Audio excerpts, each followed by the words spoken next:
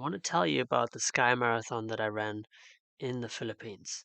But first, I want to share how I got there. Early last year, in 2023, I watched a documentary about an African tribe who are gatherers and hunters, and the guy doing the documentary went hunting with the men, and he explained that they run about 80 kilometers every day they hunt. I thought, if they do that every day, I can surely do that at least once in my life. So I went to ChatGPT, asked it for a training plan. It gave me one as if, it was something normal. And I ran it by a friend, and he said, it's possible to get from half marathon, which was the longest I had run until then, to 80K within half a year if I do the proper training.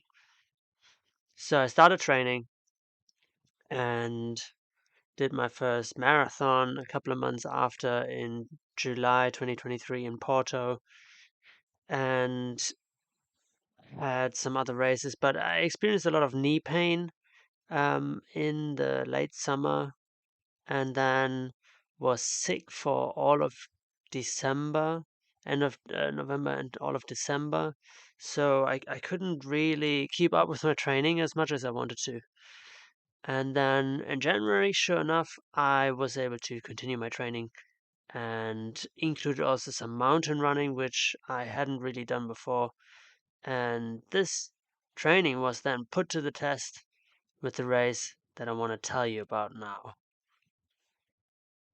Let's check out where I raced. Let's go to the Philippines, the island Luzon, where Manila is. We go further into the north, into the mountain province. Here we have the village where we started, and this is the high school actually where the start and finish line was.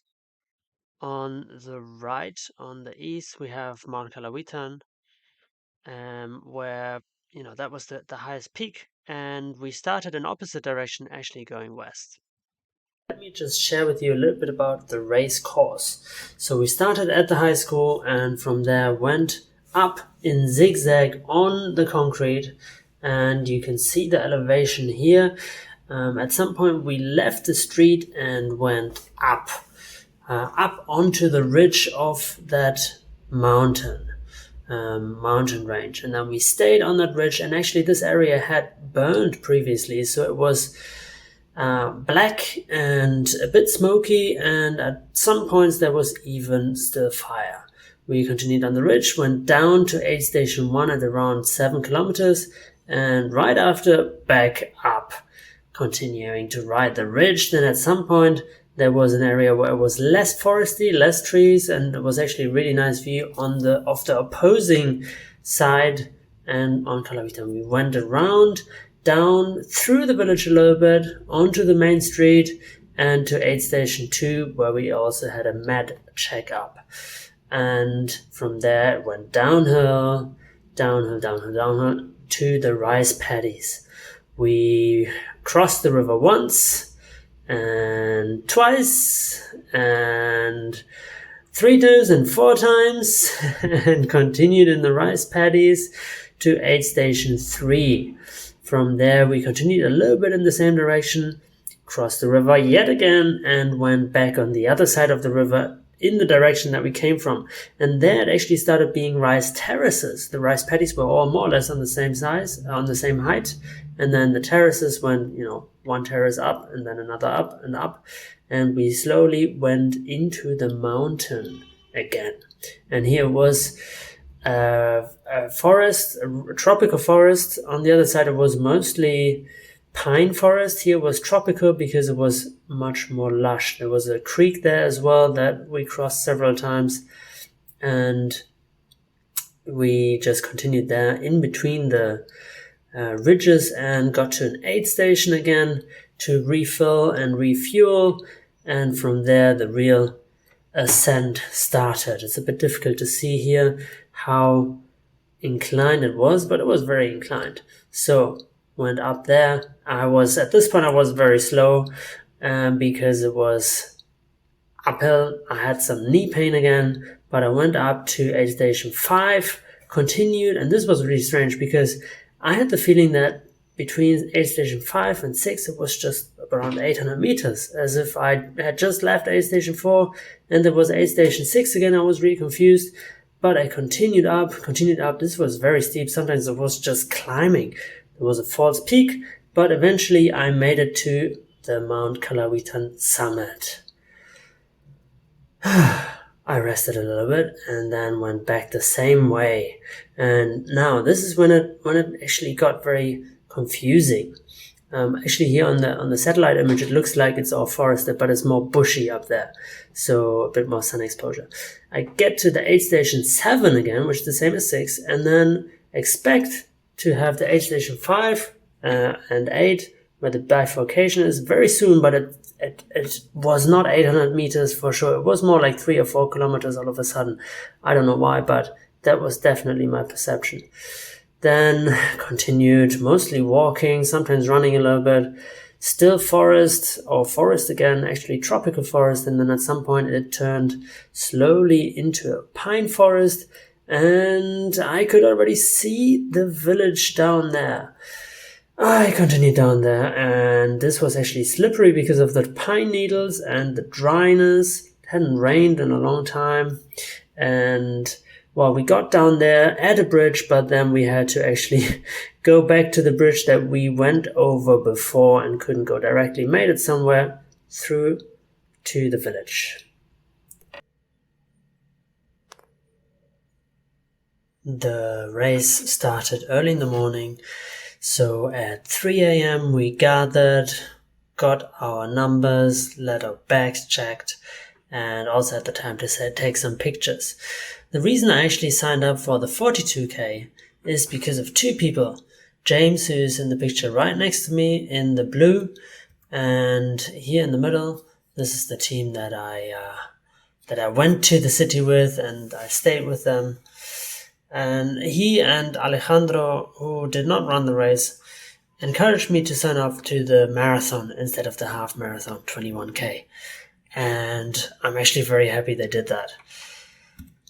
Here's me pointing to my name on the banner that we had in the back of the start and finish line. We had a little briefing. These are the markers that we ought to follow. The yellow ones mean that we're on the wrong track and should turn around. And then at just a couple of minutes after 4 a.m., the 37 marathon runners started the race. You can see us running up.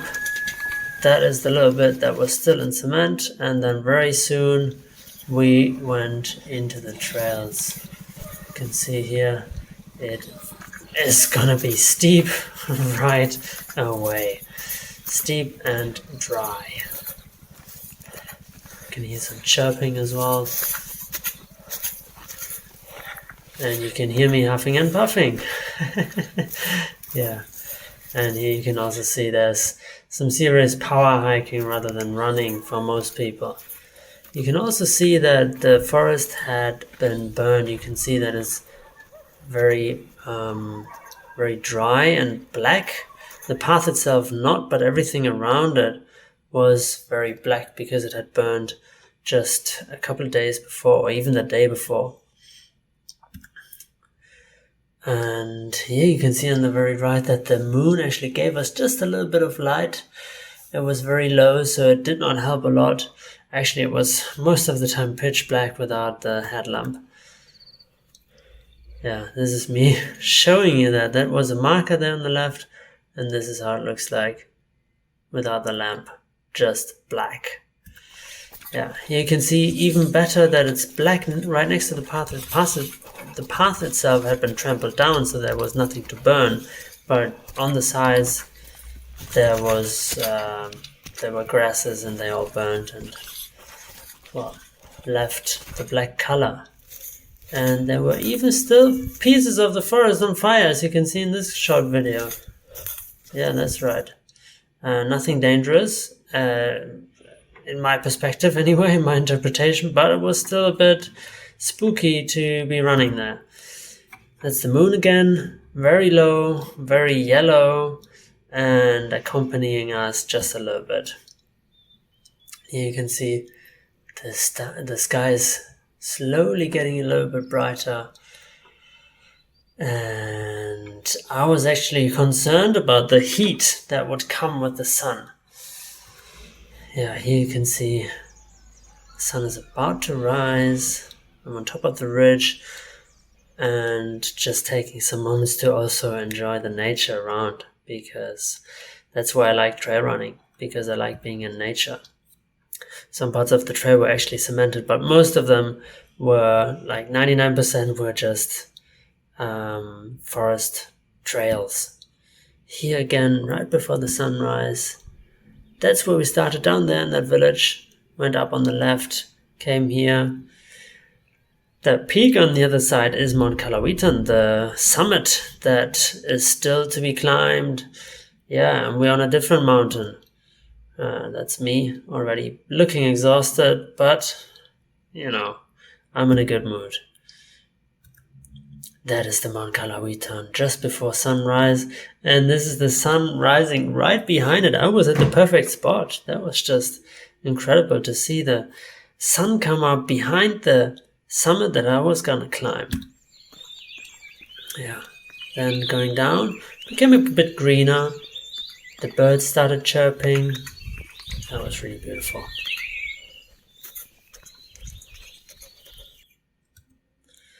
And then I could already see some of the rice terraces. Here we went down back into the village and walked through the village. It was nice and green with all the bananas growing there and the sun just coming over the mountain. And then when we went into the rice fields, and that was my favorite part by far, because I've never been in the rice fields. And the color is amazing. It was the right time of the year because they had just been planted and watered, and it's just beautiful. I took so many pictures there. Actually, in the first part of the race, I took most pictures. So the second part is going to be much faster in my documentary here, which is exactly the opposite of how it actually went, because the second part was much longer, just not as exciting anymore. When it comes to pictures. One of the many bridges, and we also had to balance because we had to run or walk or traverse in some way these stone walls that separated one rice paddy from the next.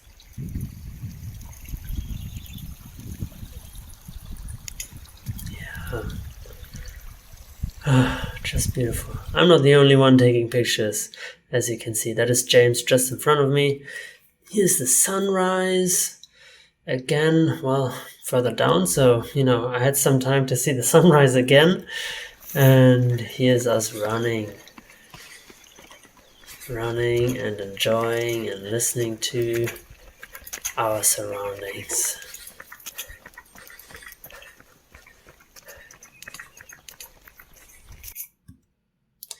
There were water buffaloes as well.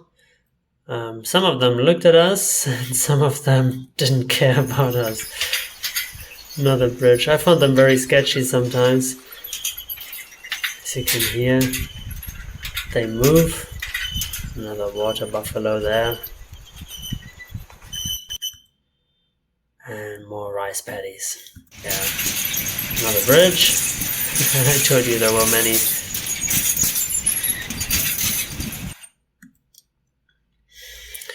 Oh yeah, this is probably my favorite part of recording that I made. Oh, just so pretty. Yeah, and then we actually got some nice pictures right before the second aid station, where we would stop just for a bit, have some watermelon and sticky rice and banana, and then refill the water bottles and continue. Then, apart from the river that we crossed on the bridges, there were also creeks. In the back you can see James and actually the female champion running that I probably saw for the last time running. At this point I saw them again at the aid station, but they left when I just arrived basically. So here, these are the rice terraces. It's a bit wilder. It goes up. More water buffaloes. And this is the aid station that I just talked about. And this is me running in the way the locals do it to protect me from the sun. I had actually not brought any sun lotion, so it was very good that I had my bandana to protect me from the sun. My bandana and the cap, of course. Running on another bridge, and these are the rice terraces going up into the mountain again on the other side of where we started. Yeah, up there we went. That's right. And here again, it was very, very lush nature because of the creek that was next to it. And I took a lot of time to enjoy nature around, actually, to see, to hear. There were lots of beautiful butterflies. Here I'm chasing one of them. And yeah, I really enjoyed that. There was also one that I had never seen before, black and red and huge. So yeah, I'm actually very happy that I gave myself the permission to not run all the time, but also appreciate my surroundings properly. This is the last time I saw James and the female champion Alma, and here I think I was already walking and running, a mixture of both, because my knee pain was a bit kicking in. There were some trigger points that I did every now and then that helped me with the knee pain, but nevertheless it was there. Here you can see that I actually ran with 2 sticks that I improvised. I wanted to bring my running poles from Spain, but because I traveled light, I couldn't bring them on the plane. And there was also a trunk with just so many mushrooms. Yeah, we came across so many beautiful things in nature. This was a very typical part of the trail, very representative for how most of it was on the way up to Mount Kalawitan, even though many parts were much steeper than this, but the vegetation was very similar. Mossy forest. Not too mossy, no leeches. Luckily, I was warned of that, but I didn't have to scrape any of my feet or legs. And this is the bifurcation aid station where, we had some support from locals giving us food, peanut butter sandwiches, and water mostly. This was actually a picture from Falls Summit where there were actually quite some nice views. It was a bit open on top, not just all trees, but yeah, I could also enjoy the view a little bit. And then just a little bit further, 2,714 meters of elevation, and probably 2 more because I'm standing on top of that tree. I made it to the summit. Oh yeah. Back down, appreciating the moss and getting into the pine forest. Now this took a lot of time actually to get from that part to this part, but as I said, I didn't take as many pictures and videos on the second half of the race. That's the village already. That gave, of course, lots of motivation to be able to see it and know that it's not going to be that far anymore. Here we went down and could see the other side.